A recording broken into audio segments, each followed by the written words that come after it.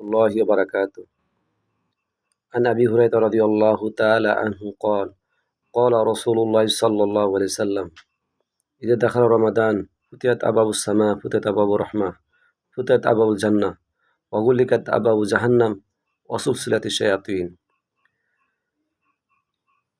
হযরত আবু হুরায়রা রাদিয়াল্লাহু তাআলা আনহু থেকে বর্ণিত, তিনি বলেন, নবীজি সাল্লাল্লাহু আলাইহি সাল্লাম বলেছেন, যখন পবিত্র মাহে রমজান আগমন করে, মাহে রমজানের মাস আসে, তখন আল্লাহ সুবহানাহু ওয়া তাআলা জান্নাতের দরজাগুলো খুলে দেন, রহমতের দরজাগুলো খুলে দেন, আকাশের দরজাগুলো খুলে দেন এবং বিতাড়িত চির অভিশপ্ত শয়তানগুলোকে আল্লাহ সুবহানাহু ওয়া তাআলা বন্দী করে রাখেন।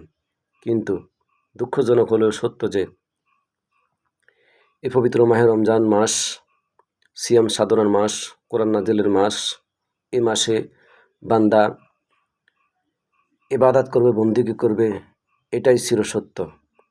কারণ রমজান মাস আসলে অনেক নামাজি হয়, যা রোজা রাখার অভ্যাস নেই তারা রোজাদার হয়, রোজা রাখেন।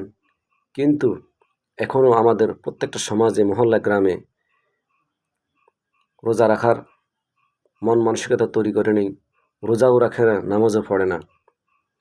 তাই আসুন আমাদের আহাল, আমাদের প্রতিবেশী, আমাদের সমাজ, আমাদের মহল্লা সবাইকে রোজা রাখার জন্য উৎসাহিত করি, উদ্বুদ্ধ করি, অনুপ্রাণিত করি, উদ্বেলিত করি এবং নামাজ পড়ার জন্য উৎসাহিত করি।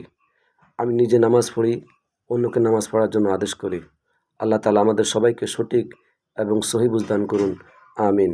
সবাই ভালো থাকুন, সুস্থ থাকুন। আসসালামু আলাইকুম রহমতুল্লাহি ওয়া বারাকাতুহু।